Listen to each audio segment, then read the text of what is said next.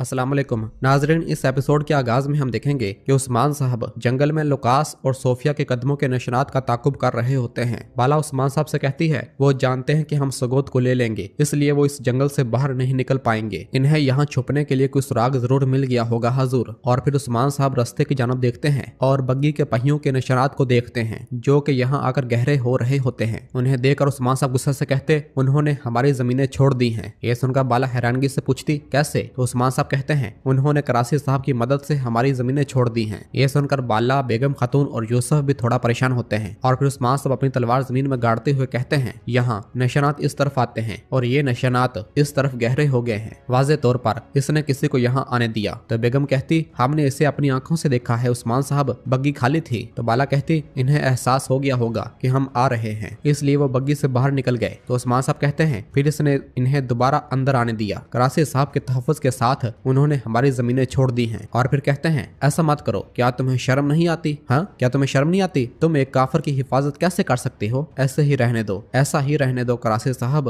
और फिर बुरान से कहते हैं बुरान, सरदारान की जानब कासद भेजो, हम दीवान मुनक्कद करेंगे, अब ये इसे खत्म करने का वक्त है। तो बुरान कहता जो आपका हुक्म हजूर। जबकि इधर कराची साहब का काफिला मुसलसल आगे बढ़ रहा होता है और एक जगह पर रुक कर संजार बग्गी का दरवाजा खोल देता है। तो सोफिया और लुकास बग्गी से बाहर निकलते हैं और आस पास देखते हैं। और फिर कराची भी बग्गी से बाहर निकल आता है और कहता है खैर अब आप आजाद हैं। और फिर कहता है मैं कुछ सोच रहा हूँ सोफिया, मेरे ख्याल में तुम उस्मान के साथ सिर्फ जमीनों के लिए दुश्मनी नहीं कर रही हो। तो सोफिया कहती है ये बरसों पुरानी नफरत है कराची साहब, मैं इस वक्त तक नहीं रुकूंगी जब तक कि मैं इंतकाम न ले लूं। और फिर कहती है क्या तुम भी उस्मान को मारना चाहते हो? बताओ तुम कहाँ खड़े हो, हमारे खिलाफ या हमारे साथ? तो कराची कहता है अगर तुम इंतजाम करो तो मैं तुम्हारे साथ खड़ा हूँ, लेकिन अगर तुम नाकाम होकर गिर गए तो मैं तुम्हें एक मजीद ठोकर मार दूंगा। ये सुनकर सोफिया और लुकास खुश होते हैं। लुकास कहता फिक्र मत करो कराची साहब, उस्मान जल्द या बदेर घुटने टेकेगा।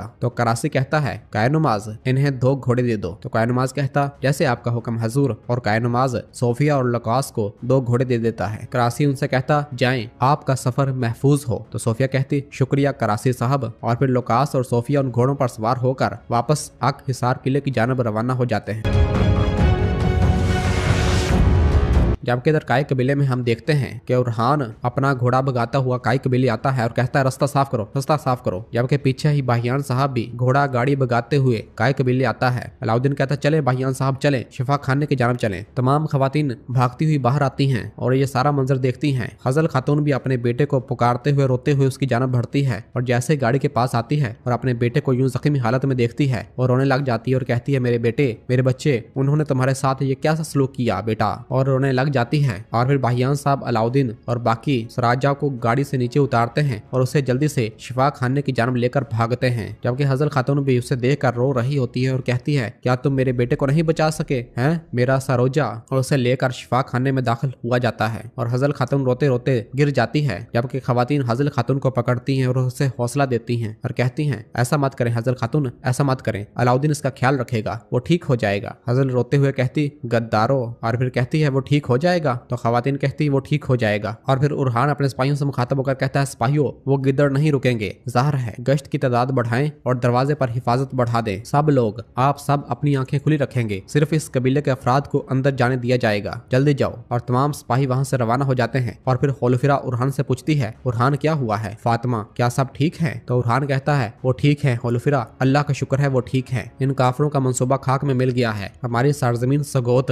इनका कब्रिस्तान बन गई। और फिर उरहान साहब से मुखातब होकर कहता है हमने ना अपनी जाने कुर्बान की, ना अपना अबाई वतन सगोत। अब वक्त आ गया है ये खबीस कुत्ते अपनी जुर्रत की बिना पर हमारी अमलाक को नुकसान पहुंचाने और हमारा खून बहाने के लिए अदायगी करेंगे। और वे सब लोग अल्लाह अकबर के नारे बुलंद करना शुरू कर देते हैं और उरहान आगे की जानब रवाना होता है। जबकि दूसरी जानब उस्मान साहब, बाला खतून और बाकी सब सिपाही भी अपने घोड़ों पर सवार होकर वापस काई कबीले की जानब आ रहे होते हैं। और फिर दूसरी जानब करासी साहब का महल दिखाया जाता है, जहाँ पर गेंजार करासी साहब के पास मौजूद होता है और कहता है, लगता है उस्मान साहब ने बहुत अच्छा मंसूबा बनाया है। मैंने सोचा था कि वो सगोत को काफरों के हवाले कर देगा। ये सुनकर करासी पूछता, आपको क्या कशमकश है गेंजार साहब? क्या आप अब भी उस्मान साहब के बारे में सोच रहे हैं? तो गेंजार करासी के पास आकर कहता है, हरगिज नहीं। उस्मान साहब मुझे दूसरे सरदारान के सामने ऐसे डांटते हैं जैसे मैं बच्चा हूँ। फिर भी मैंने बहुत सी लड़ाइयों में शमूलियत अख्तियार की और लातादाद काफरों को मार डाला। मैं कल पैदा नहीं हुआ था, मैं इसका मुस्तहिक नहीं था करासी साहब। तो करासी कहता है, यही जज्बा है, अपने गुस्से को जिंदा रखें। उस्मान को हर वो शख्स छोड़ देगा जिनकी अखलाकियात का वो एहतराम नहीं करता। और फिर गेंजार कहता है, मेरे सरदार आप हैं, मैं हमेशा इसके साथ खड़ा हूँ जो अखलाक का एहतराम करता है और इंसाफ के साथ हुक्मरानी करता है। तो करासी कहता है, बहुत शुक्रिया गेंजार साहब, ए वल्ला। और फिर संजार को कहता है, संजार। तो संजार वहां से कुछ लेने के लिए रवाना हो जाता है और अगले ही लम्हे एक छोटा सा संदूक ले आकर करासी साहब के पास आता है। करासी जैसे ही उसे खोलता है तो उसके अंदर खंजर होता है और गेंजार से कहता है, आइए एक तोहफे के साथ अपने इत्तेहाद पर मोहर लगाएं। और फिर गेंजार वो खंजर उठा लेता है और बहुत खुश हो रहा होता है और कहता है, ए वल्ला करासी साहब, ए वल्ला। और वो खंजर ले लेता है और कहता है, मैं इसे हमेशा रखूंगा। और फिर करासी कहता है, अब मेरी बात गौर से सुनो, मैं चाहता हूँ कि तुम उस्मान के करीबी साथी बनकर काम करो और इसके साथ रहो और मुझे हर चीज के बारे में आगाह करते रहो। तो गेंजार पूछता, क्यों करासी साहब? तो करासी कहता है, उस्मान को अंदर से फतह करना है।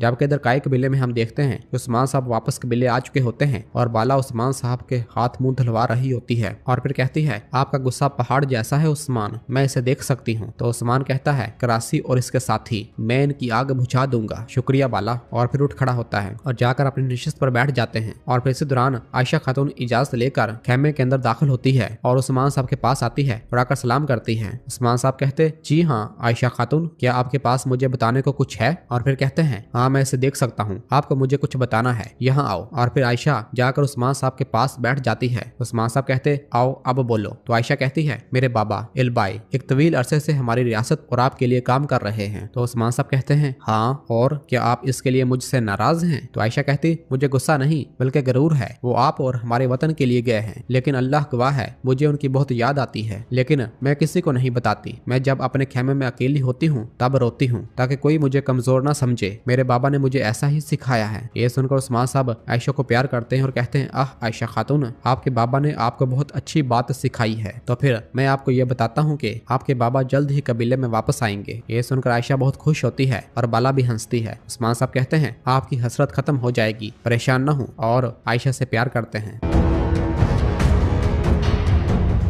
नाज़रीन, फिर इसके बाद हमें अखहिसार किला दिखाया जाता है, जहां पर लुकास और सोफिया वापस पहुंच चुके होते हैं और लुकास अपने कमांडरों को इकट्ठा किया होता है और सबको बुरी तरह से पीट रहा होता है और कहता है, कैसे कैसे, और सबकी अच्छी तरह धुलाई करते हुए कहता है, तुम इसे कैसे जाने दे सकते हो? कैसे? जिसने भी ऐसा किया इसे मौत से भी बदतर अंजाम का सामना करना पड़ेगा। इस दौरान हस्तियों वहां उनके पास आता है और आकर बताता है, जनाब तुर्क हमारी फौज के भेस में दरवाजे पर आए थे। यह सुनकर लुकास पूछता, और इन अहमकों ने बगैर सवाल किए दरवाजा खोल दिया है? क्या ऐसा है? तो हरस्तियों बताता है, तुर्कों के अंदर आने से पहले ही कैदी जिंदान से फरार हो गई, किसी ने तमाम मुहाफिजों को मार डाला। ये सुनकर सोफिया कहती है, तो इसका मतलब है कि हमारे दरमियान एक जासूस है? तो हरस्तियों हाँ में इशारा करता है, जबकि इसी दौरान इलबाई भी वहाँ पास ही खड़ा छुपकर ये सारा मंजर देख और सुन रहा होता है। और फिर लुकास हरस्तियों से कहता, तुम इसे ढूंढोगे हरस्तियों, तुम पता लगाओगे कि किसने मेरा फायदा उठाया है। और फिर हरस्तियों सिपाहियों से कहता, सिपाहियों मेरे साथ आओ, और वहां से रवाना हो जाता है। और फिर पीछे से सोफिया लुकास से कहती है, हम उस्मान के चूहे को जरूर तलाश कर लेंगे लुकास। तो लुकास कहता है, मैं तलाश करूंगा सोफिया, मैं इसे तलाश करके इसकी सांसें ले लूंगा।